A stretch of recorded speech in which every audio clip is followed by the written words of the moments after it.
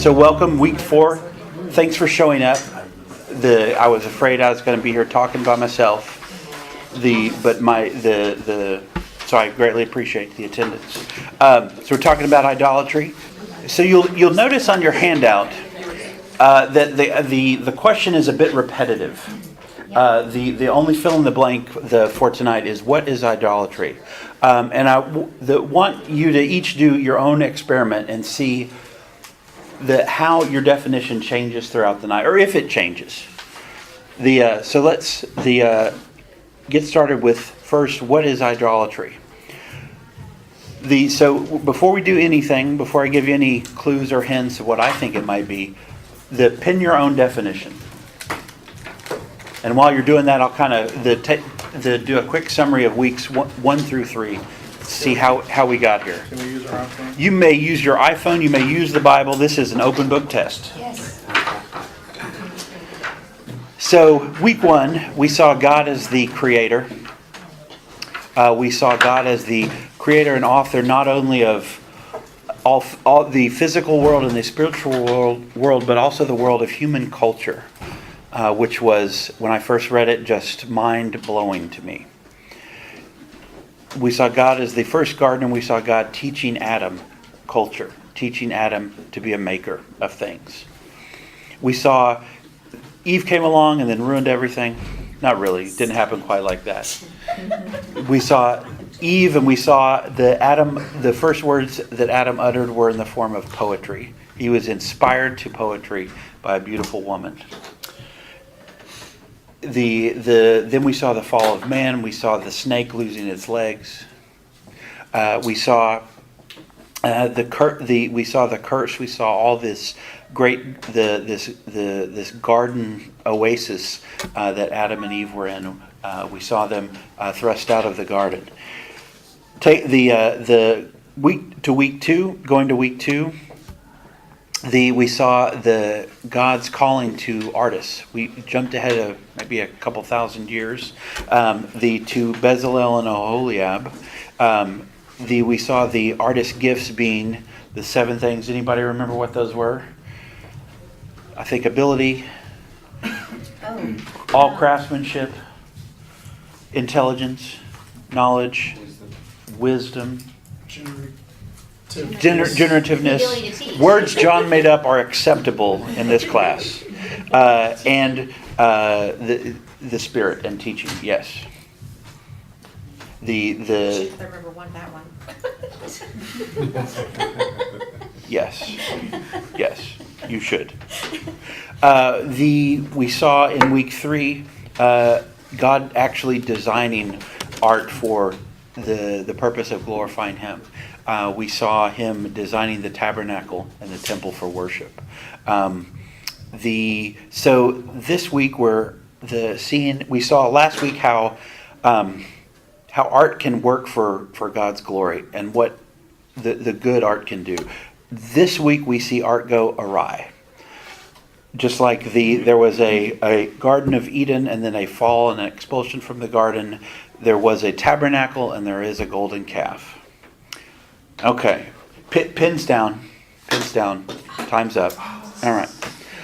So the Veith, our friend Veith in State of the Arts, said many intriguing things. A couple of them about arts and their potential for idolatry that I wanted to share with you guys. I'm reading his words. Art possesses great intrinsic value and can create a profound transcendent impression on the viewer. It is little wonder that art can be confused for religion. Aesthetic experience can be very close, and our aesthetic experiences can be very close and are perhaps related to religious experiences, but they are not the same. He goes on to say our human need for transcendence, for meaning, for value, can be met to a degree in a majestic symphony, beautiful painting, without the pain of repentance and the cost of discipleship. So we didn't have much art in last week's talk. We did have Shakespeare, so that kind of makes up for it, because Shakespeare's pretty dense. So let's do some art. I'm gonna just take you through a couple of pieces. Just sort of take it in. The words pop out. The criticism, praise, description. What would you say? I do not know the title of this other than there are wire sculptures. We're going to be looking at the microgenre of wire sculpture today.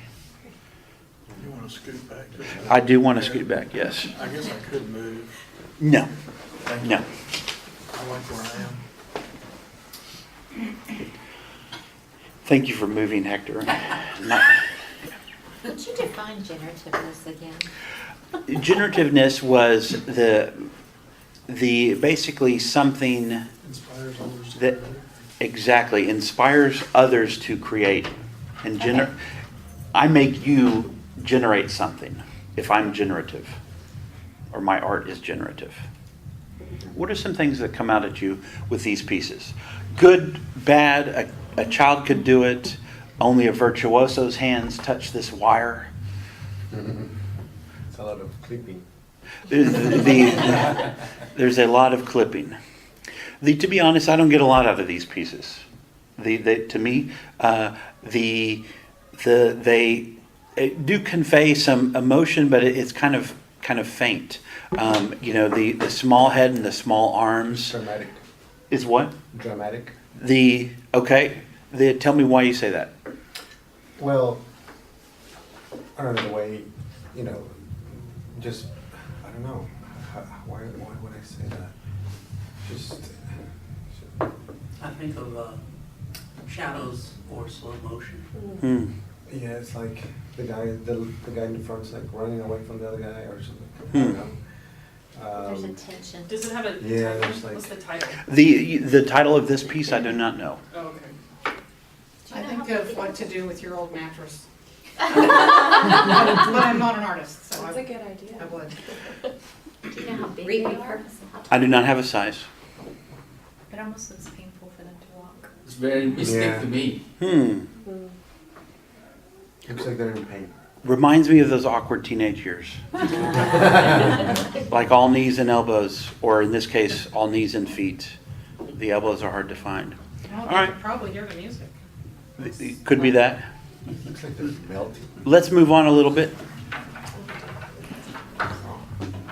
I believe this one is called, though I have in the right corner only steel animal sculpture. It is, I believe it's a deer dreaming to be a tree. Dreaming of being a tree. Okay. I love it. I like That's deer. cool. So. What are some things that jump out at you? How do you feel when you look at this? Why do you want to be a tree? It's delicate yet strong at the Mm-hmm. exact same time. I wonder how that's going to belong if somebody. Right. Once it's hunted and trophied. Yes. Right. Absolutely. Where's that sculpture? I do not know the Same location. like in South Korea. The name. Judging by the name. I'm not sure, and I cannot tell by the architecture or the small people.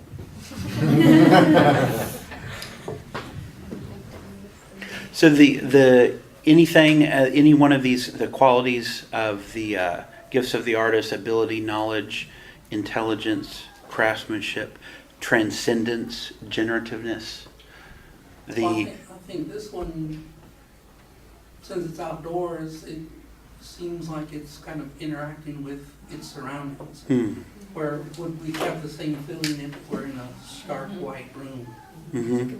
This it kind of looks like it's looking over the ocean and almost like majestically protecting or something. Mm-hmm. Well, and just the antlers, it's like, it draws your eye up. So Mhm. you have the expansive sky versus like, ceiling in the room. Mhm. Like that. So sometimes it's actually the space that the object is in that is just as important, if not more, than the actual object, so. With it being outside.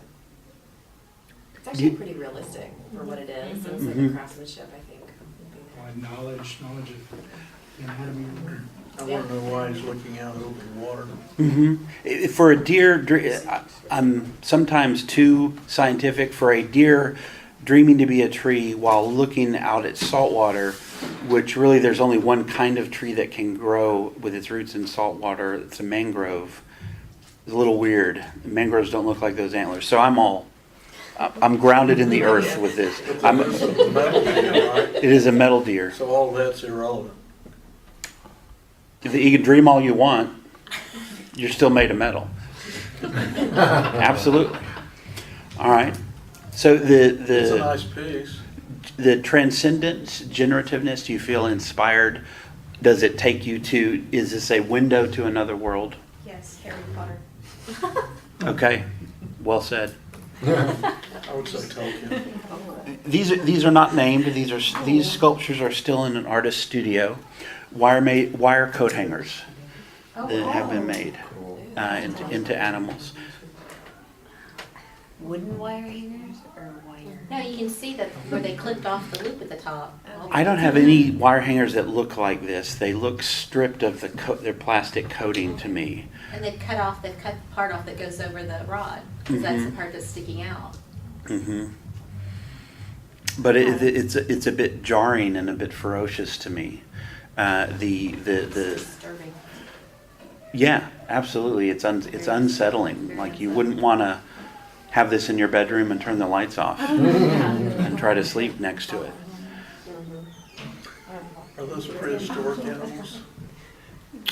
To my knowledge, no. They were just described in the blog post I saw as a cheetah and a tiger. But I don't even this post did not contain that I was able to find the names. Are the whole things made from wire? Hmm. Or is it I don't know if it's solid or hairs hollow. stuck into something? Oh, No, the wire is at a higher resolution. I mean, it's woven into the shapes. Oh, wow, that's amazing. Does it show a Well, I bit? guess you could answer, even though it may be unsettling, I think knowing the material that has been repurposed, I think the ability of the person to do that. Striking, yeah. The knowledge of the actual animal and then transferring that knowledge into a metal that's hard to manipulate Hmm. and then make something very realistically looking like that. So that also goes to craftsmanship. Hmm. This is So it answers quite a few. Yeah, of these, no. regardless if you like the content of it or not. Well said. This is sculpture the hard way. How is most metal sculpture made? It's poured into a mold. It is not. Each piece was manipulated. However thick a wire hanger is, each half an inch, quarter inch was bent and manipulated to give you this kind of I detail. think it conveys the feeling you would get next to a real tiger. Right. I'd be scared to stand Right. next to the sculpture, Mhm. and I would also be kind of nervous. They are figuratively prickly. Yeah. Where is that? You know? I can't remember if it's Austria or Switzerland, but it's in the artist studio, which I kind of don't believe, because see how neat that background is? Yeah. That's the room outside their actual. I was going to say, that's Outside. where you show your investors into. That's not the real studio. The Rural studio has all the remnants of the wire he's clipped still Yeah. all over the floor, the leftover hanger parts he didn't use. Where'd you say it was, Switzerland? Or It's either Austria or Switzerland. I don't it's remember. Austria, it'd be straight. Austrians would be straight. They're Interesting. very organized people. Swiss are too. Well, they are too, yeah. Be an interesting race between Germans, Austrians, and Swiss. Who's more? Whose ducks are more lined up? But we digress.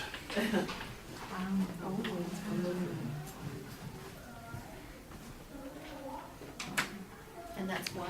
This is called wedding. This is aluminum wire. It's expensive.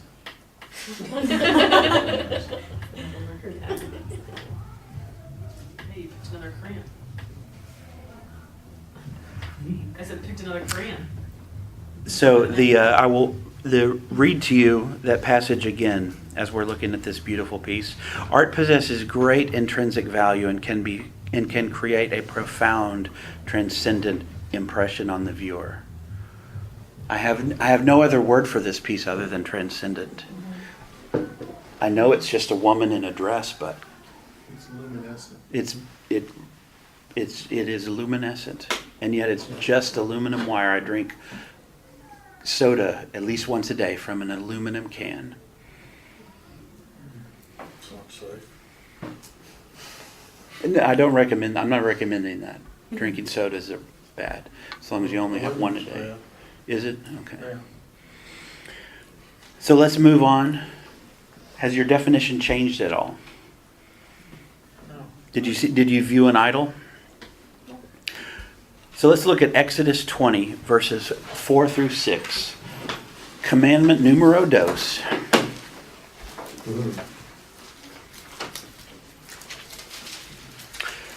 Would someone who gets there, who's already there, read verses 4 through 6 for us? You shall not make for yourself an idol in the form of anything in heaven above, or on the earth beneath, or in the waters below. You shall not bow down to them or worship them, for I, the Lord your God, am a jealous God, punishing the children for the sins of the father to the third and fourth generation of those who hate me, but showing love to 1,000 generations of those who love me and keep my commandments. So the word idol, if I pronounce it right, is peshel. The literally means carved image, graven image. The term graven image was used in the King James translation, and that basically comes from the tool you use to carve something, a graving tool. So our boy Veith says that some have taken these words to forbid art altogether. He's in his words, to misread the commandment and neglect the rest of Scripture. But you have to admit, if you're just being super literal and you're looking at this verse, I mean, do not make for yourself a carved image, a graven image, in the shape of anything in heaven or on earth or in the waters. Kind of limits you to abstract art. And that's about it.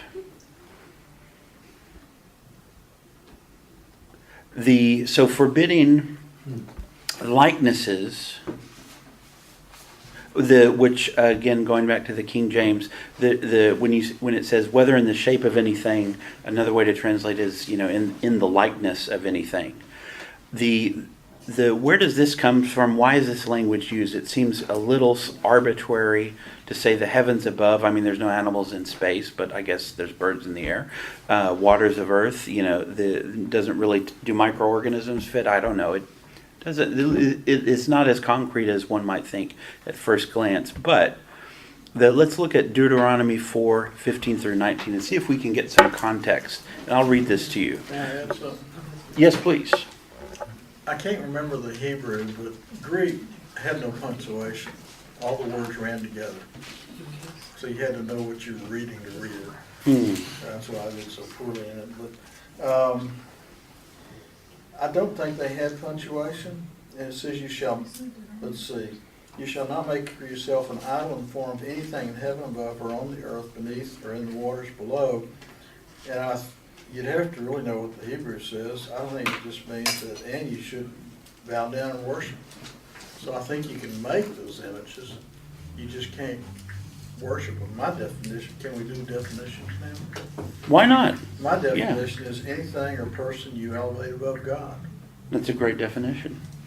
Let's see if it fits what we find in the That could be Scripture. your computer. I don't see. He's using a graven image. Bad guy right there. Probably Aaron. Is Deuteronomy, which one did you say? Deuteronomy 4:15 through 19. So for your own good, be extremely careful, because you did not see any form on the day the Lord spoke to you out of the fire at Oreb, not to act corruptly and make an idol for yourselves in the shape of any figure, a male or female form, or the form of any beast on the earth, any winged creature that flies in the sky, any creature that crawls on the ground, or any fish in the waters under the earth. When you look to the heavens and see the sun, moon, and stars, all the array of heaven, do not be led astray to bow down and worship them. The Lord your God has provided them for all people everywhere under heaven. So these likenesses that are being forbidden are not just God doesn't like, art of stuff that you can see and interact with. This is what the polytheistic pagan world that the Israelites were in, this is what they did. This is what every other religion and every other altar and every other temple around them was doing. And as we saw, as Deuteronomy 4 points out, because you did not see any form on the day the Lord spoke to you out of the fire at Horeb. Do you remember sort of the climax of the tabernacle was what? It was the nothingness, the negative space, the lack of any object in between the cherubim, where God's voice spoke to Moses. As you're the high priest walking into on the Day of Atonement, you're walking past this beautiful and opulent sculpture, silver and gold everywhere. The images of things, the in the earth and plants, and then go into the Holy of Holies, and you're hit with as the curtain opens, you're hit with the light from the menorah gleaming off the cherubim, and yet when you look for what is God, how is God imaged? Nothing. He's so majestic that nothing is sufficient or fit to image him. Kind of a way to set yourself apart. So the one of the authors, the Nahum Sarna, said the Yahweh is wholly independent of the world he created. He does not inhere it. I had to look that word up. It's a good word. It means basically dwell in or inhabit. To represent an invisible God in any material and tangible form whatsoever is by definition to distort the divine reality. It compromises God's transcendence. Leviticus 26:1 says, "Do not make idols for yourselves. Set up a carved image or sacred pillar for yourselves, or place sculpted stone on your land to bow down to it, for I am Yahweh your God." So, Keith, like you were saying, it really doesn't seem to be just don't make, a bird statue. Don't make a deer statue, even if it's of wire and facing a saltwater sea, which doesn't make sense. Dreaming to be a tree. Don't do that. It basically means don't do it and bow down to it. It's kind of a conditional statement. You're forbidden from doing both of those things together.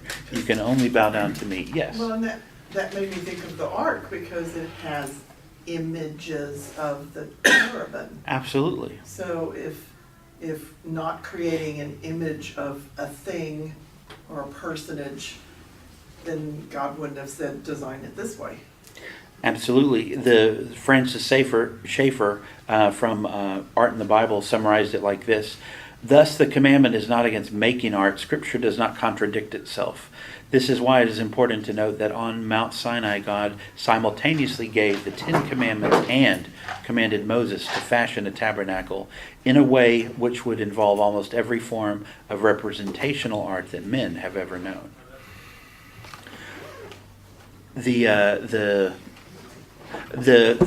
My new favorite Exodus commentary by Philip Graham Ryken says, and I think this is a great summary to the talking about the commandment. The second commandment has to do with worshiping the right God in the right way. The first commandment is all about the right God. But as we will see shortly, you can worship God not all worship is pleasing to him. You can worship him in a way that does not honor him. How we worship matters nearly as much to God as whom we worship. The second commandment forbids false worship. An interesting example that comes to us in 2 Kings, verse 10, 28 through 29. Jehu eliminated Baal worship from Israel. But he did not turn away from the sins that Jeroboam, son of Nebat, had caused Israel to commit, worshiping the gold calves that were in Bethel and Dan. So here we have a leader of Israel praised for upholding the first commandment and criticized for violating or encouraged the violation of the second commandment.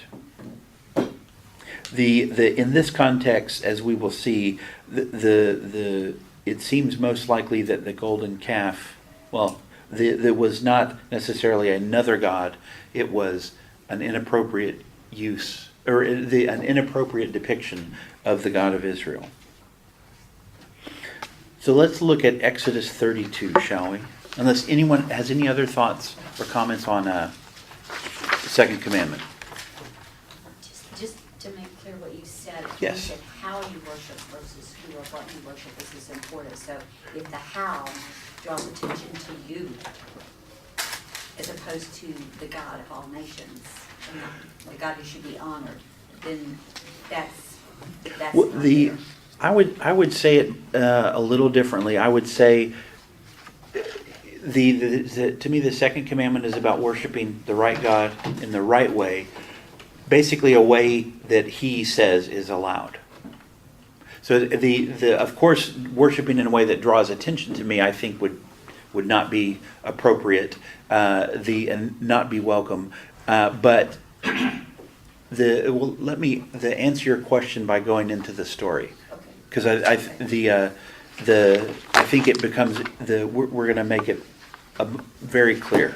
Well, and I had another thought. Yeah, Just go ahead, looking at Marcia. the calf, and you were talking about Mount Sinai and the fact that the Israelites worshipped incorrectly this calf. And I was thinking, well, where they came from, the culture in Egypt was to worship idols that were statues. And so they knew nothing else. And I can imagine that's one of the reasons why God wouldn't let them go into the promised land, because their history, their education, everything they'd been taught was Egyptian culture. And the new generation born during those 40 years was focused on trust to an unseen God. And then going into the new land, they took that culture with them instead of the old culture. Absolutely. Rather than read an entire chapter, that would probably eat up our evening. Let's not do that.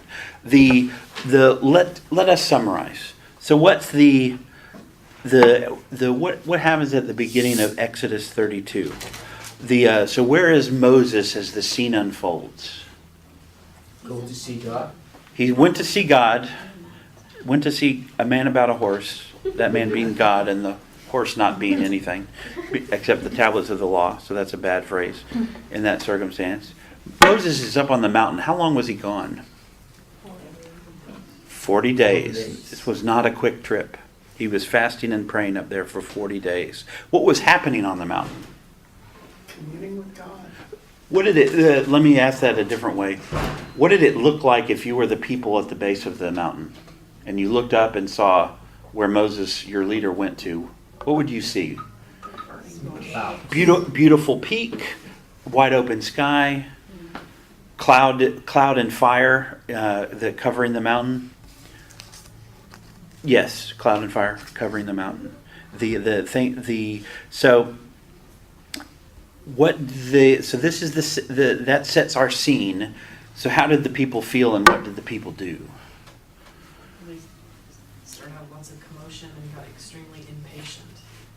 Exactly.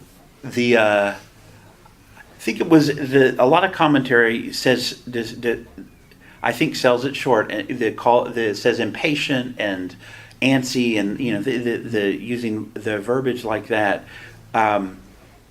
They also were trying to figure out and make decisions on their own, as opposed to going back to the impatience of waiting for Moses to return. Then they started making their own conjecture of what they should be doing. Yeah. And squabbling over that, and then obviously they come to the conclusion to make this. Within just 40 days, they need to make Falling back to their history, falling back to their culture. because of Right, that well said. trust, feeling unsafe, uncomfortable with that waiting period. So what do? They approach Aaron and they say, well, the other guy's gone. We don't know what happened to him. Make us something. So Aaron says in a very the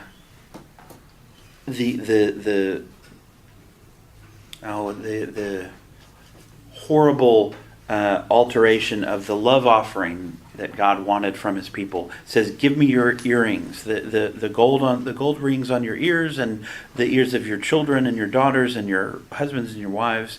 And what does he do? He literally fashions it, my translation says, an image of gold with an engraving tool.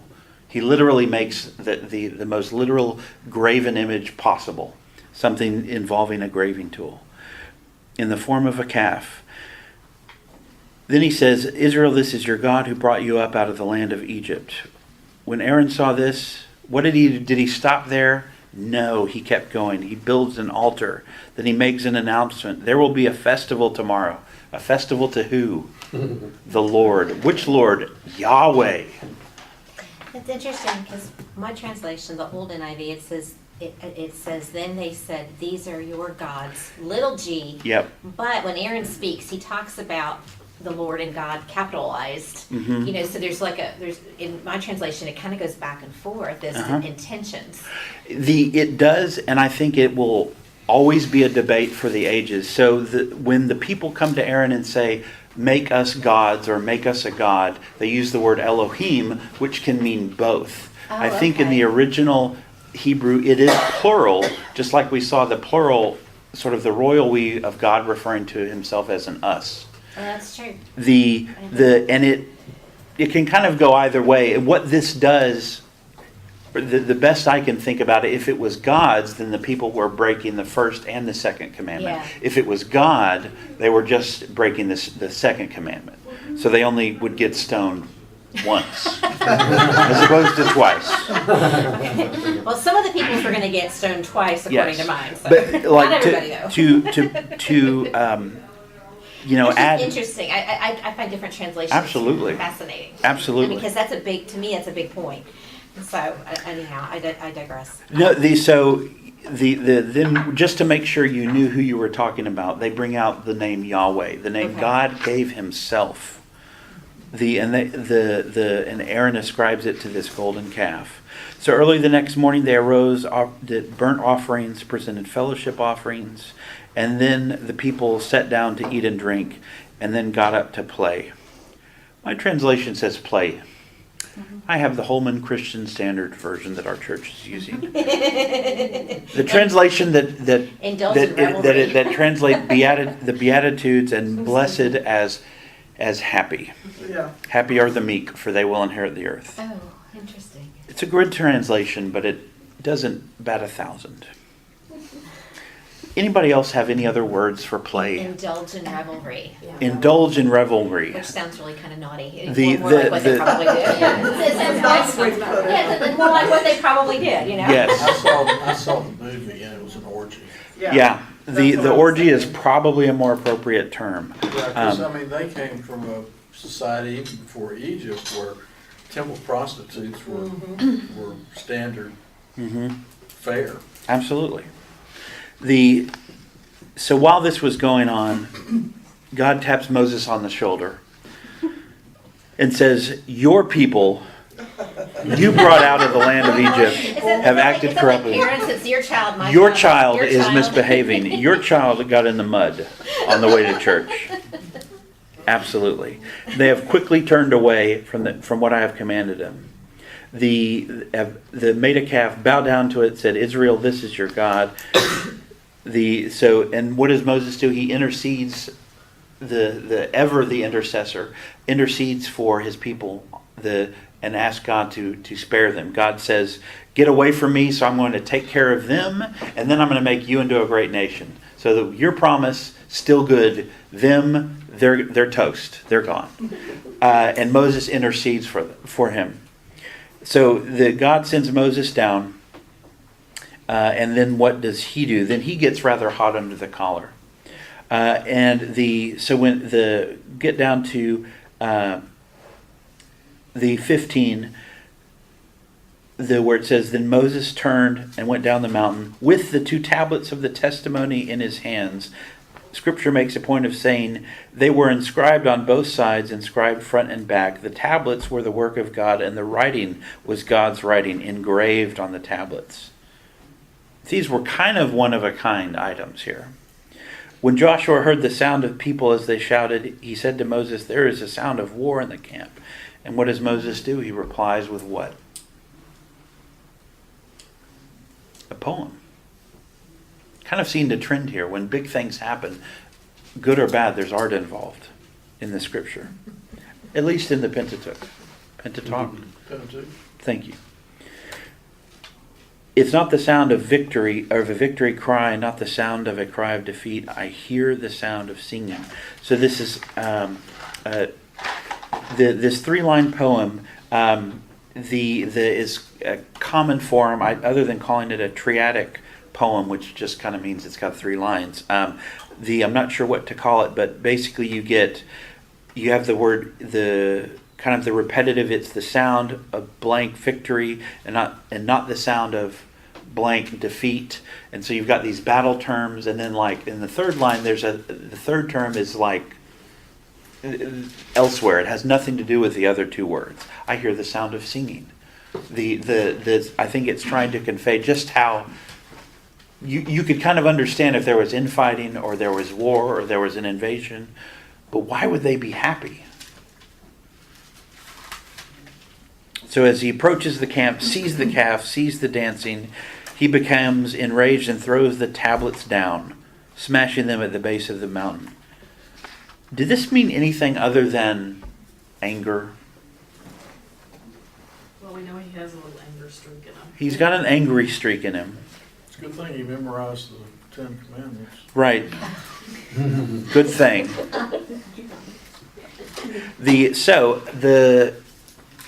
There is a saying that came across a contemporary language of that would have been spoken at this time as Akkadian or Akkadian, and they had a phrase that basically said "breaking the tablet," and it meant like tearing up the contract. Only they didn't really have paper like we have. They had papyrus, and if it was real important, you put it on stone or clay.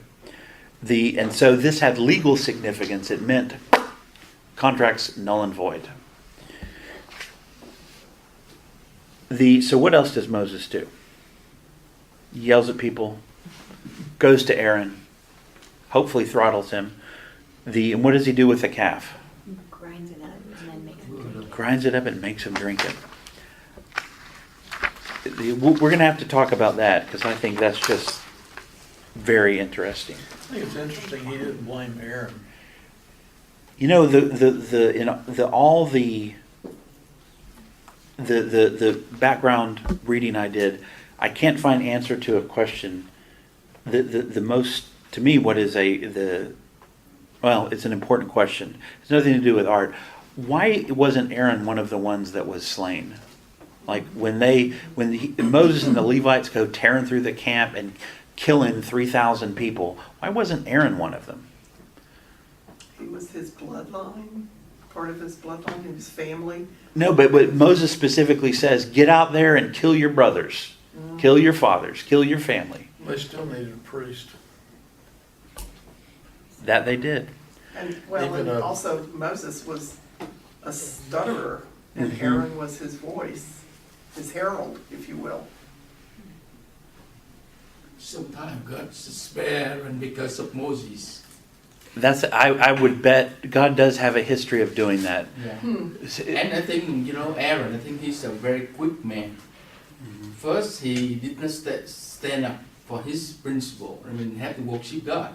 He could have stand up for people and say, you cannot do that. You cannot worship idols. He can stand up.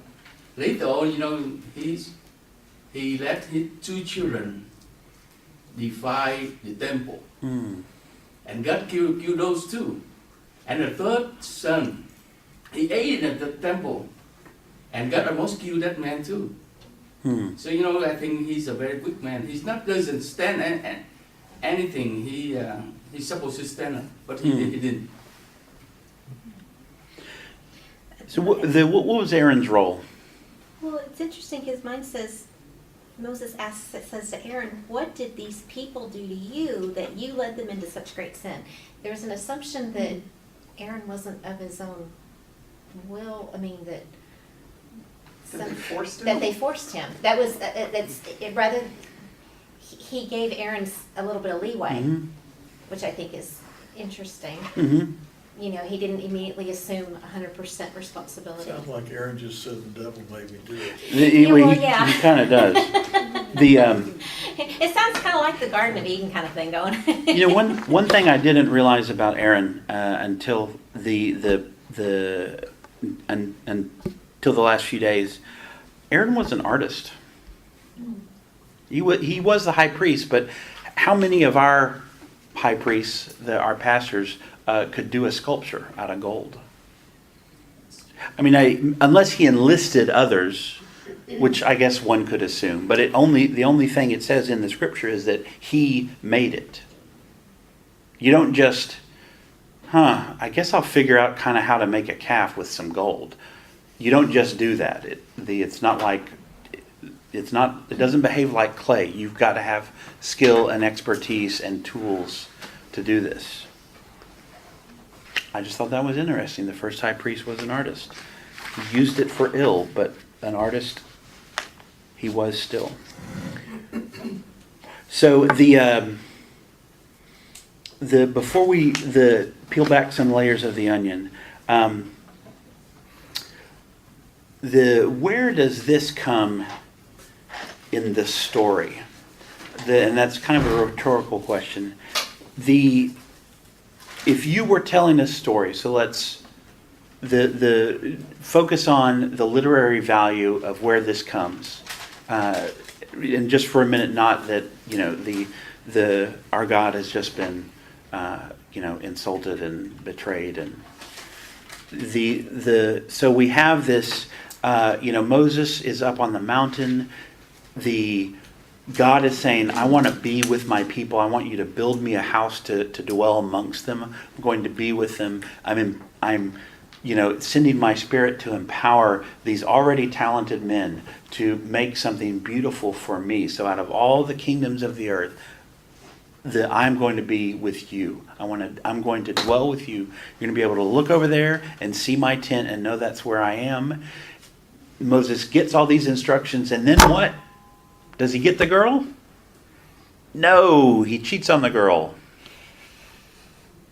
Like, this is just that perfect moment for a cliffhanger, or a plot twist. I'm a visual artist. If I'm not using the right literary artist word, somebody pointed out. I like plot twists. Plot twist. Thank you. That helps a lot.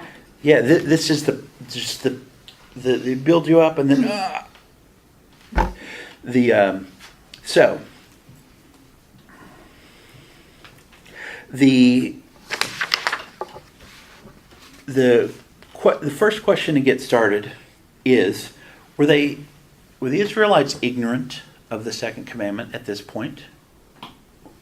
Yeah, the commandments have been crushed, broken.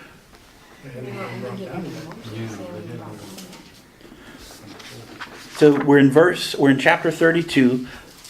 Let's just back up a minute and look at the Exodus 24 verse 3. I'll read it. I happen to have it right here. Moses came and told the people all the commands of the Lord and all the ordinances. Then all the people responded with a single voice, "We will do everything that the Lord has commanded."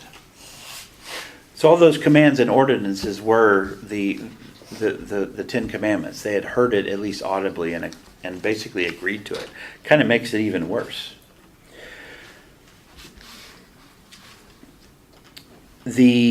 So we can't say that they were ignorant, but back at the kind of introduction, or the first couple of passages in chapter 32, we get, or I read commentary like they were antsy and impatient and anxious.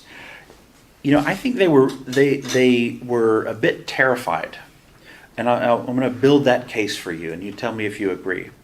So in Exodus 20, the 18 through 23, all the people witnessed the thunder and lightning, the sound of the trumpet, and the mountain surrounded by smoke. This was one of the trips. Moses made several trips up and down Sinai, while the people were camped below, kind of just witnessing from afar. When the people saw it, they trembled and stood at a distance. "You speak to us and we will listen," they said to Moses. but don't let God speak to us or we will die. Moses responded to the people, don't be afraid, for God has come to test you so that you will fear him and not sin. And the people remained standing at a distance as Moses approached the thick darkness where God was. Then the Lord told Moses, this is what you are to say to the Israelites. You have seen that I have spoken to you from heaven. You must not make gods of silver to rival me. You must not make gods of gold for yourselves. You know, these were not if I was to imagine a personality profile of an Israelite, these were freed slaves. These were not, leaders and businessmen of the community, the pillars of society, the executives. I mean, these are people whose lives were worth, nothing to, whatever somebody pay for. But they absolutely had a price. There was no inherent human value. That concept was coming on Mount Sinai.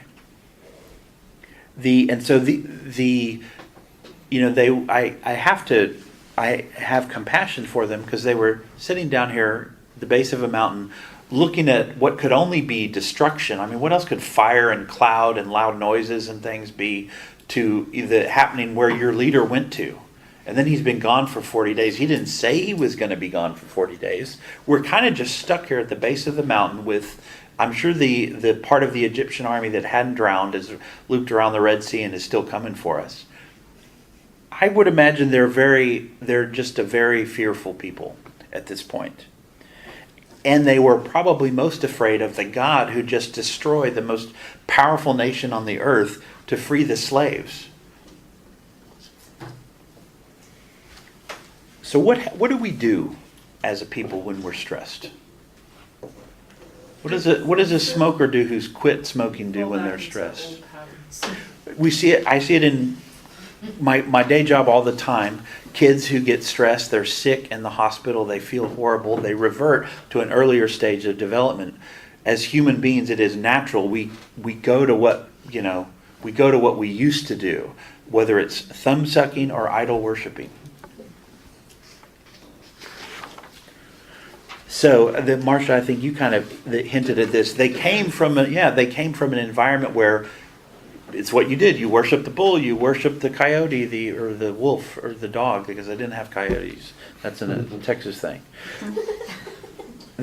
So why did the question comes up? Why did Moses's absence precipitate a crisis and a request for a God? They kind of wanted Moses as a buffer. Like they wanted something as a buffer. I bet they were pretty thankful to not be slaves anymore, but they weren't where they were going. That odd waiting period is kind of an unsettling place to be, because they were kind of on the ship between two shores. They were out of a home, which it might not have been great, but it was a home. They had a roof over their head. They had certainty. Here, they're like living hand to mouth. They're not in the promised land yet. They've really got no lifeline but God, and they're still feeling him out. They're still figuring it out, and they have no history of faith really to fall back on. So I have compassion for the seeing myself in them. Yes? They did have a history of faith. They had Abraham, Isaac, and Jacob. That's true. I misspoke. You're absolutely right. And there's another thing right here, and I don't understand it. It's 3 sentences. Where is it? Anyway, they brought offerings, peace offerings, and I can't find it. Fellowship offerings, burnt sacrifices. Where does it say that tomorrow? Okay, they offered burnt offerings and brought peace offerings. So there was something. I don't think they would have gotten. That's in verse 7. That's Exodus 32:7. Mm-hmm. Burnt offerings. I have fellowship offerings. There will be a festival of the Lord tomorrow. Also, you have to remember, I don't know about those times, but the Jewish mind, all of this was not, it was remembered and put down later. Mhm. And so, Right, this was all new to them. right, but I don't know the sequential, but they had this, that they could write it down at a later time. They had Abraham, Isaac, and Jacob. When that was actually written, I don't know. Mhm. Put on in some, scrolls. Mhm. So you They did knew have- about it. Moses knew about the promise to Abraham and Isaac and Jacob, but the So there was some history yes. that was there. I have a problem myself trusting a history like that. Like, yes, I have this great history of Abraham, Isaac, and Jacob, but I'm a slave. But it's oral. What have you done for me lately? Maybe that's not true. I understand what you're saying, but that was still there. You're absolutely right. It absolutely was. So there's some commentary to say, in demanding a God, they really intended that basically an intercessor, something in between them and God. They find a substitute God. Or a substitute leader. Right. The Robert Alter calls this golden calf kind of an anti-tabernacle or an anti-ark. And I'm blown away by that phrase because I think it summarizes it great. What was the tabernacle? It was the place where God was going to dwell amongst his people, designed by him, the right God worshipped in the right way. What is the calf? The way that man wants to worship. Exactly. The opposite. It's just enough poison to get you killed. So the calf represented Yahweh on their terms. John Durham and his the commentary word biblical commentary series on Exodus. It says Yahweh had made clear repeatedly that he would be received and worshipped only on his terms. But my terms are a lot more comfortable to me. So I understand. So we talked about the Moses shattering the tablets and the possible legal implications of that. I just want to hear, because I haven't heard a satisfactory commentary on why Moses ground up the calf, pulverized it, and put it in water and made him drink it. And Deuteronomy 9:21 makes it seem as though there was a stream that came through the camp, and so he went up and scattered it into the stream so that anybody couldn't help but drink this polluted water. The one commentary said that it kind of parallels a scene in Numbers where a woman accused of adultery is given water with dust from the tabernacle floor. But then other than the drinking of this dust stuff, the analogy kind of falls apart there to me. Another commentary said it was perhaps a way of determining the guilty, the 3,000 that lost their lives. I don't know, maybe they were like hungover and dehydrated from all their revelry that they had to drink something, and they couldn't wait, so the people who couldn't wait for the gold to pass through, I don't know. That's a bit scraping. Could it be shame? I mean, it rings so much of you like it so much, eat it. Just a guttural, symbolic, rub your face in it. Well, and obviously we see throughout the Bible, even in eating of the apple, we see a consumption, which is like whether it's food or liquid, Mhm. right? That is life-giving, and of course then we have the drink of my blood and eat of my body. So, obviously much further down the road. Absolutely. But yeah. All of the things you eat in the things the priest would eat were the sacrifices in the temple, were things that could actually sustain the body and nourish the body. Yeah. So was it, excuse me, just the idolaters that were forced to eat the gold? Was it just what is it, 3,000 or so? Or It's was it it's not everybody? clear. 3,000 was the number of the people Okay. that were slain that day by the sword wielding angry Levites. I don't know. But if the calf was the anti tabernacle or the anti ark, then this has to be the anti communion. I like what you're selling, Leanne. I'm gonna buy it. That sounds good. Yeah. Interestingly, I just looked something up and it says, gold is metallic with a yellow color when in a mass, but when finely divided, it may be black, ruby, or purple, which adds another level of it. It would have turned the water a foul color, being on top of it, either black or red, like blood. I mean, Well, and I was thinking about when you process gold, there's certain processes that we don't do often today, where you have to use a mercury amalgam and the mercury burns out. So it's possible that it was poisonous also. And so he was, eat this poison.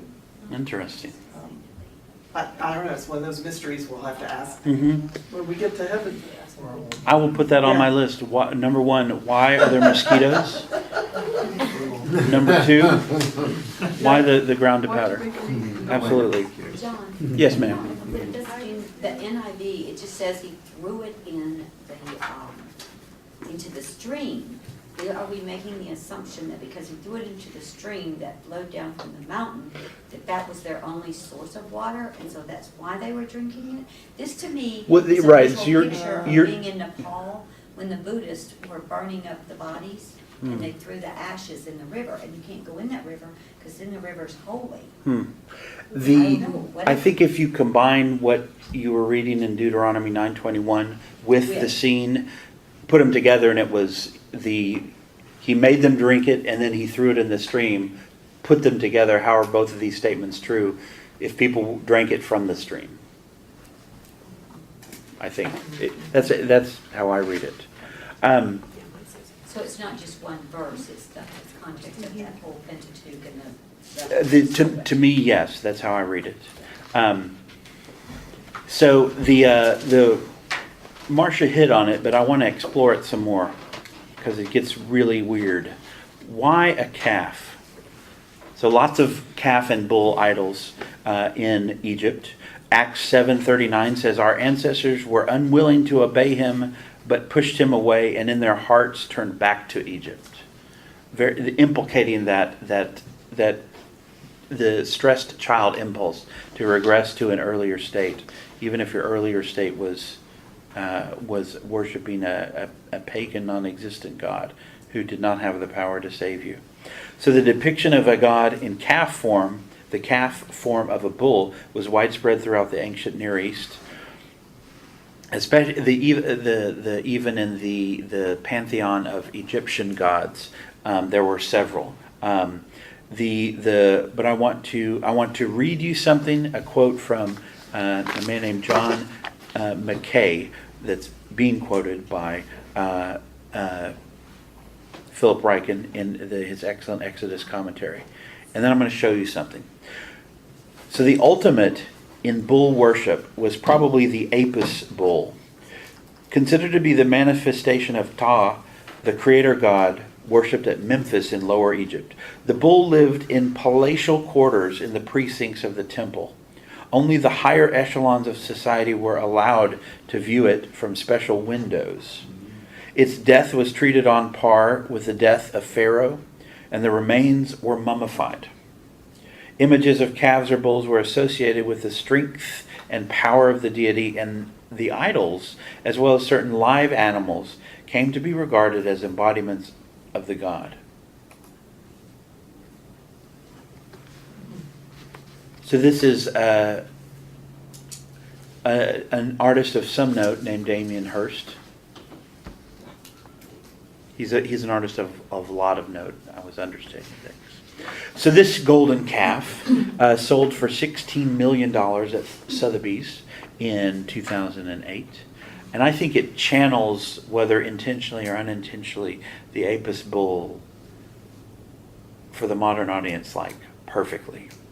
So glass, gold, gold-plated stainless steel, silicon, the calf, and formaldehyde in a plinth of Carrara marble.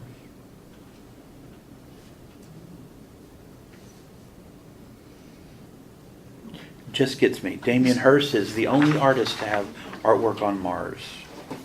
Okay. Rather popular. Yeah, one of the things with Egypt, doing a lot of studying outside of the Bible, the other thing, the Arab slaves were actually allowed to live closer in around the Pharaoh, and they were only allowed to worship the moon god Allah. The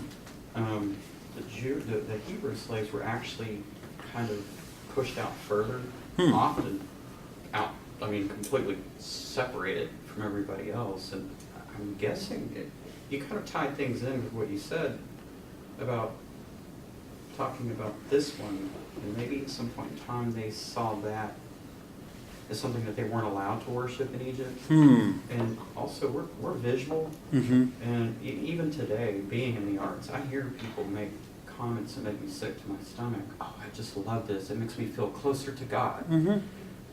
We have Christians that actually worship a cross on the wall, not Jesus. And so I think that may have a lot to do with what's going on with them. It's not that they didn't believe him, but they needed something visual that they felt tied in.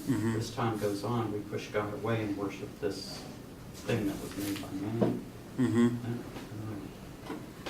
No, I think that exactly happens.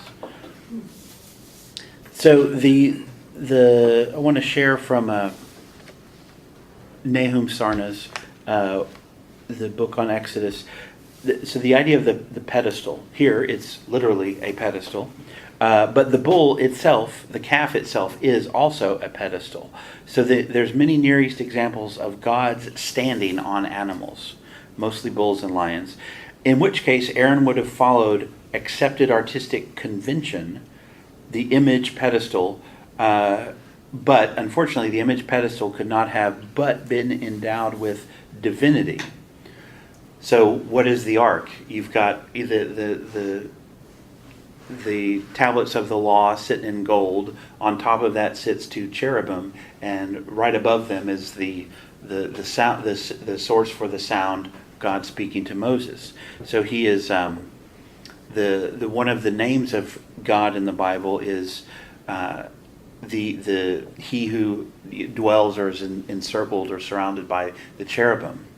And the ark is his footstool. So maybe this wasn't necessarily the divine. Maybe this was just where he was. But what does this do if you're trying to teach your people that you are transcendent of nature? And you're in heaven with your angels. But in the real ark. So what is this false ark or this anti-ark doing?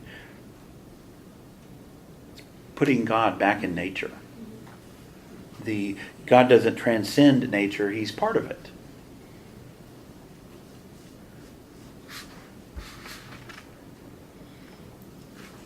So what are some of the effects of this idolatry, this perversion of the arts on worship and art itself?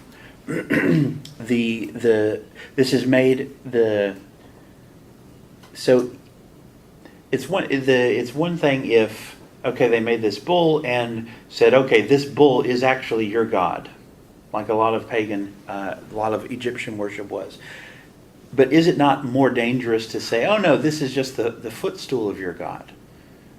No, his footstool is in nature. It's not these angels and stuff.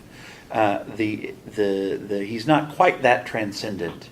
He's still your God. He still brought you out of Egypt. He's still Yahweh, but he's rooted here.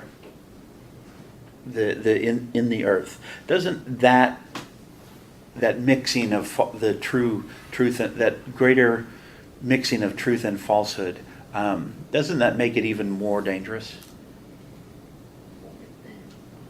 I keep going back to the analogy of the way I understand things, of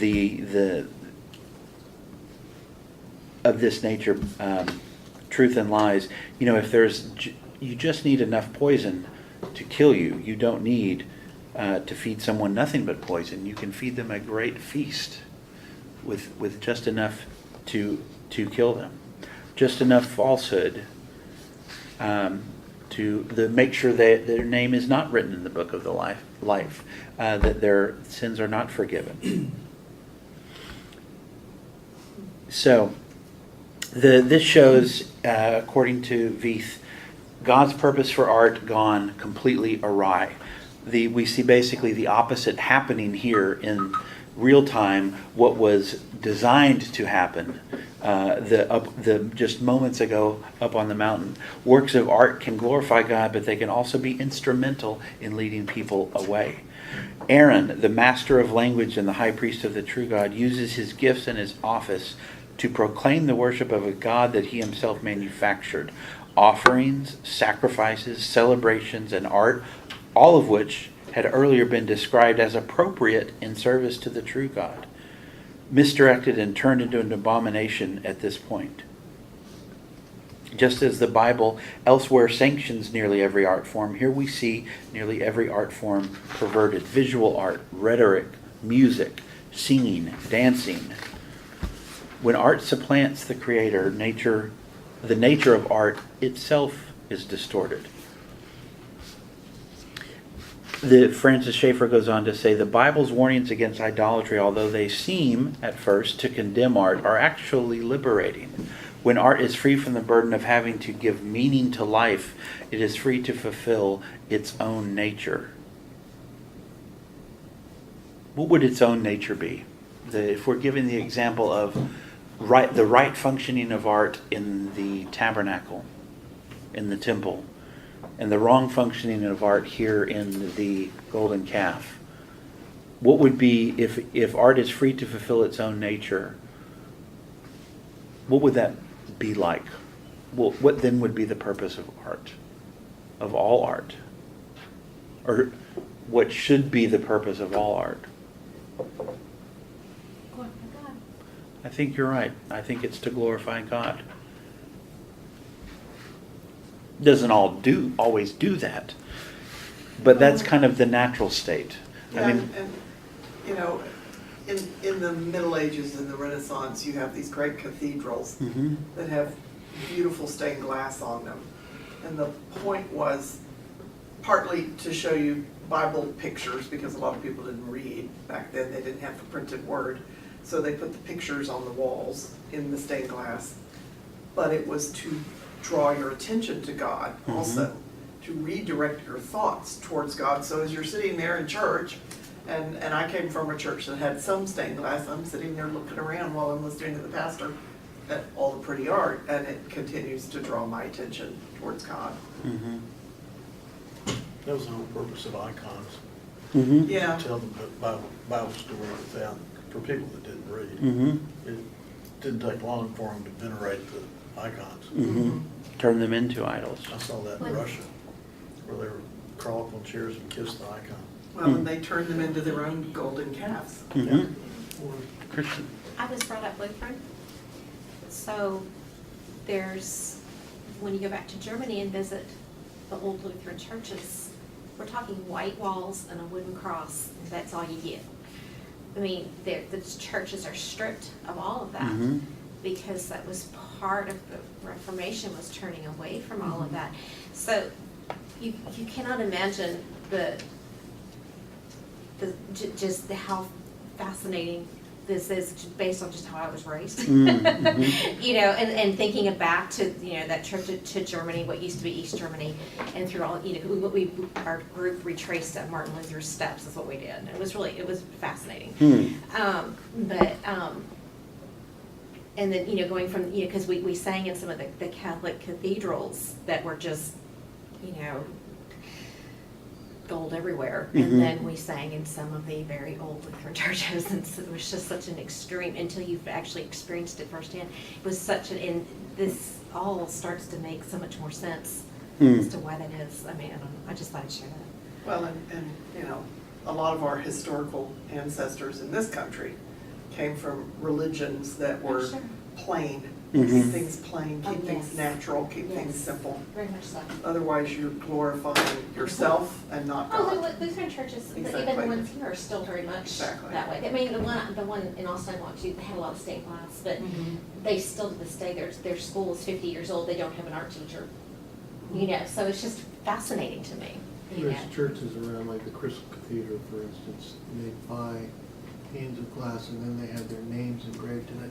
And they actually have a telescope so you can see where your pane of glass is. Hmm. To me, that's idolatry. Hmm. Interesting. Good description.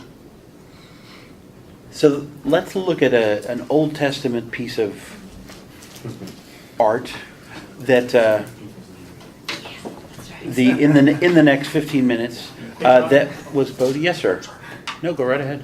Just say, can I go back to the Moses grinding down the calf thing? Yes, you may. I found a guy that had an interpretation.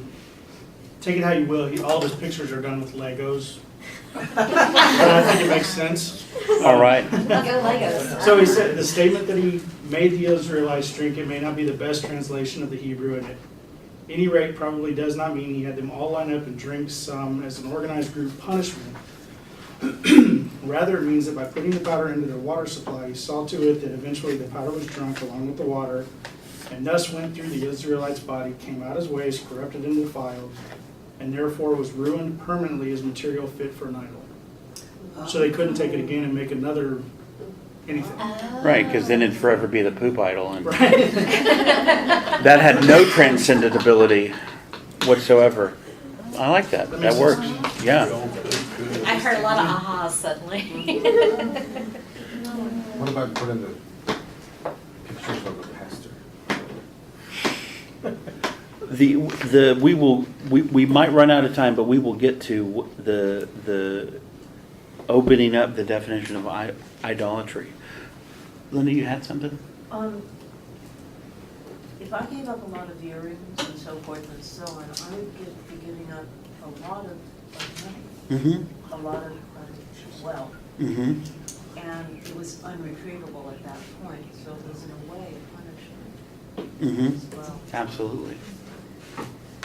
Especially after it was, you know, that had changed. That happened. Transformed. It was gold, and yet it had lost its luster.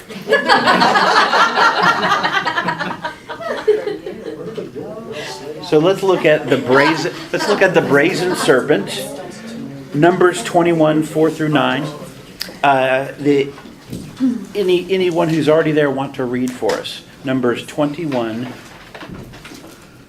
verses 4 through 9.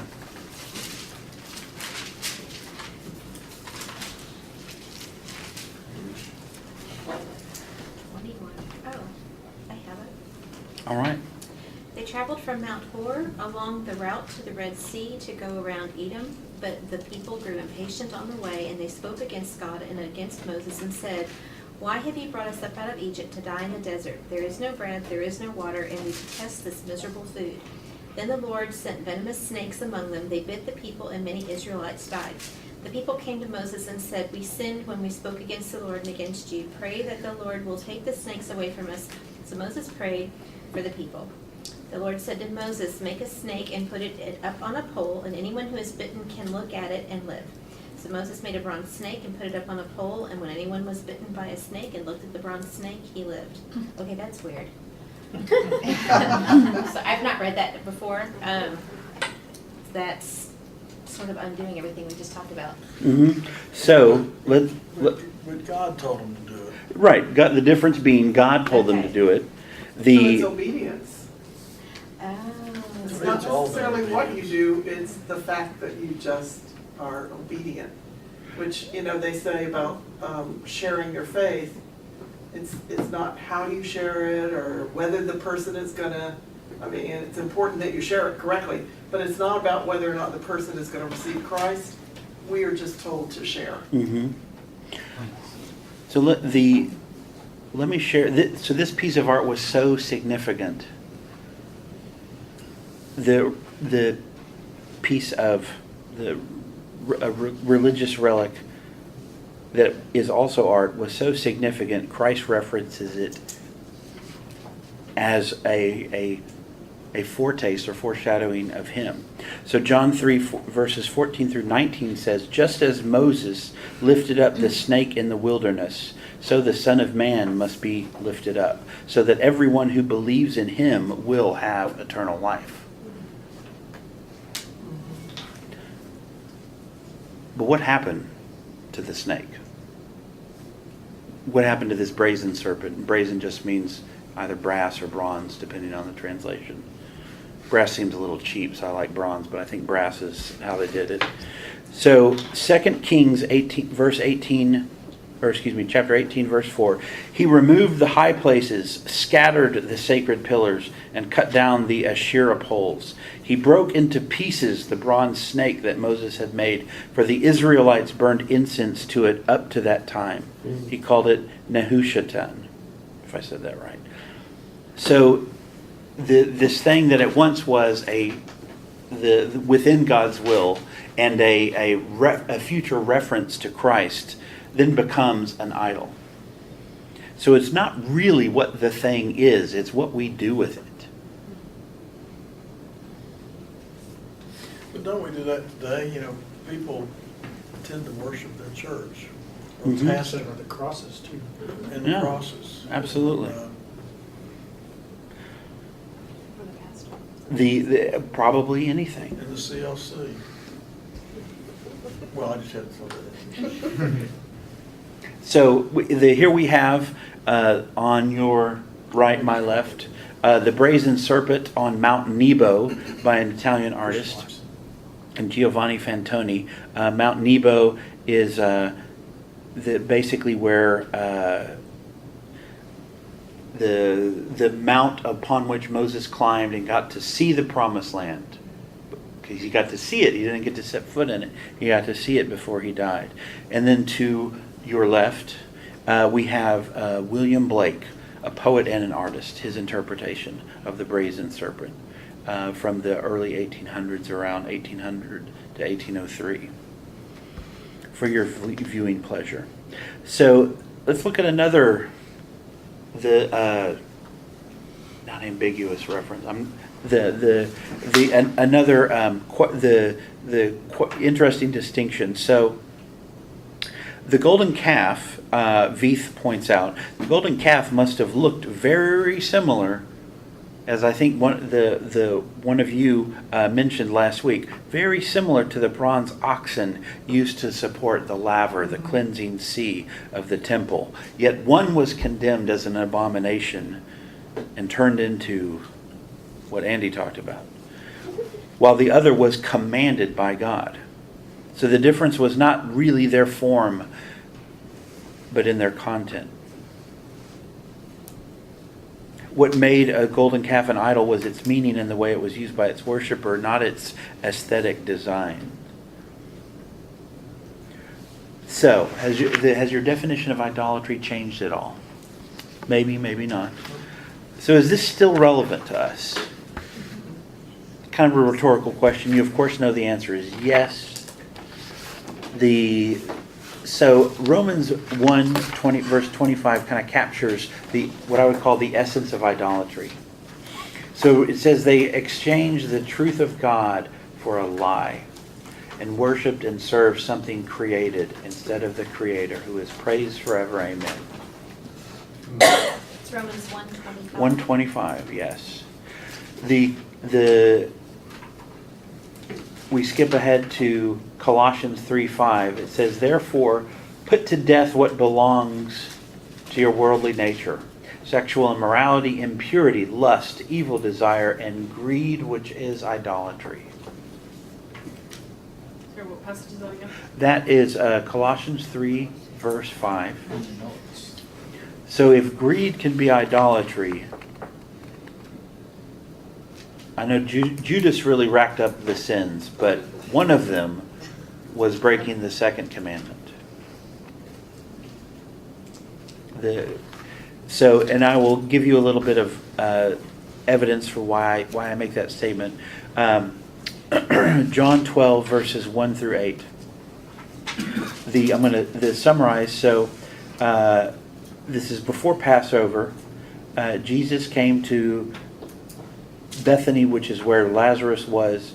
Lazarus had already been raised from the dead, so they had a dinner for the guy who did that.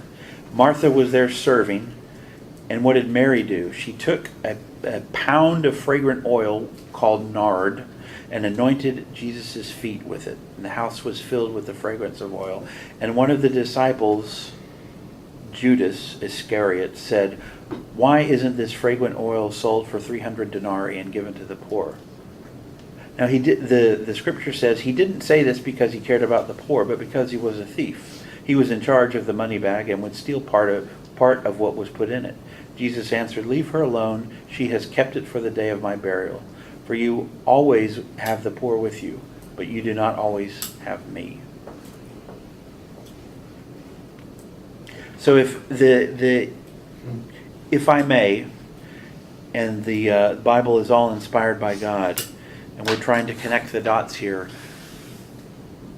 God wanted the tabernacle to be made with not just the finest material, but the finest material given out of the finest reason, out of love.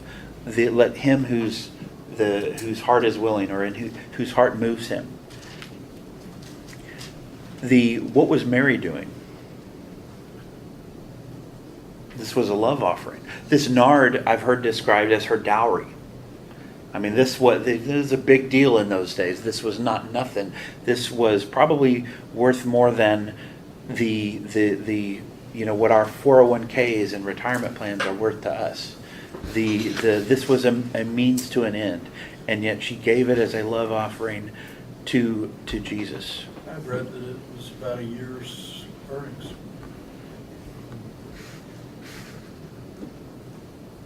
And she broke it and poured it on his feet.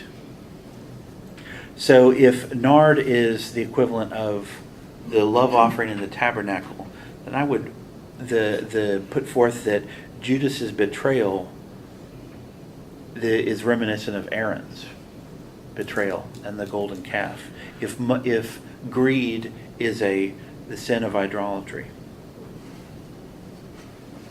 So So what is idolatry? Does that change anything? Like how I tied it all in? Other than my wife, who spends way too much time in New York, anybody recognize the bull? That's Wall Street. Yeah. So, in summary, it's 8 o'clock, sorry. Okay, in bonus time, art can create an idol, but art is not inherently an idol. The real Imago Dei. I'm going to read you something brief from Philip Ryken's commentary. It's just beautiful. Here is a deep mystery. When God first created the world, he made men and women in his image. We were made to be like God, to reflect his glory. And this is another reason why God tells us not to make images. He already has an image. We are God's image. As Calvin said, God cannot be represented by a picture or a sculpture, since he intended his likeness to appear in us. Or as Christopher Wright has written, the only legitimate image of God is the image of God created in his own likeness. The living, thinking, working, speaking, breathing, relating human being. Not even a statue will do, but only the human person. We are not allowed to make God's image, but only to be God's image. He goes on to say, the image of God in use has been defaced.